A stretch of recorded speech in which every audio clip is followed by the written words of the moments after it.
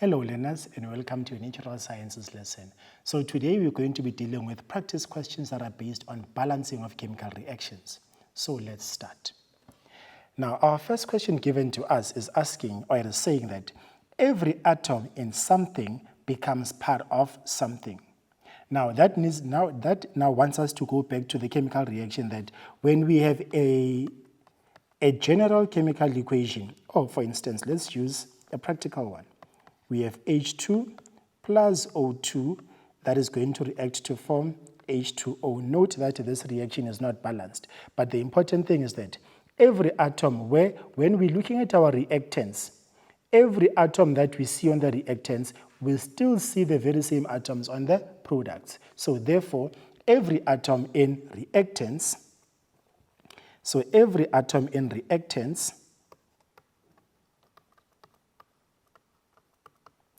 becomes part of the products.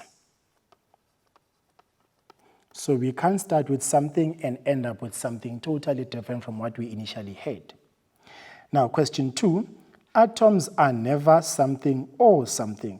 Remember, as I've said, we can't start with H2 and O2 but then end up with something totally different. For instance, we can't end up with NH3.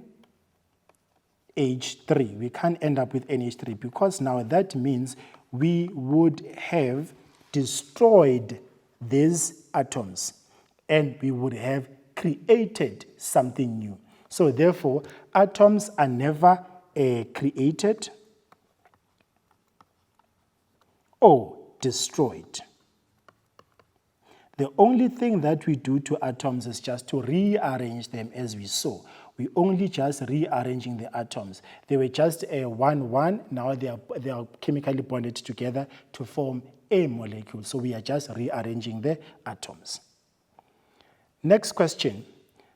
Scientists know that there must be something, number and type of atoms on each something of the equation.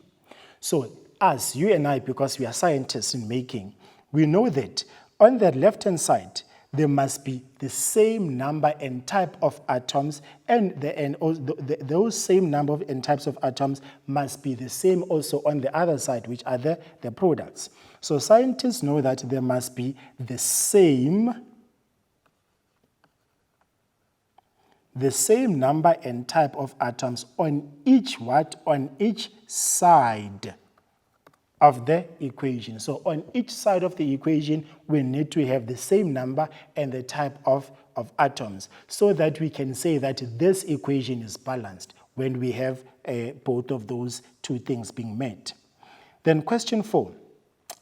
When we balance equations, we balance by using something that is in front of a chemical formula because we cannot change or add something of a correct formula. So we know that when we are balancing equations, we can't tamper with the subscripts. Remember the subscripts, they are determining the number of atoms in a particular compound. Again, we're going to use our famous compound water. The subscript here determines how many atoms of hydrogens we have and how many oxygen atoms we have in this compound. So we can't tamper or change the subscript, but then we can change the coefficient, the number that is written on this side. So therefore, we are balancing by using coefficient.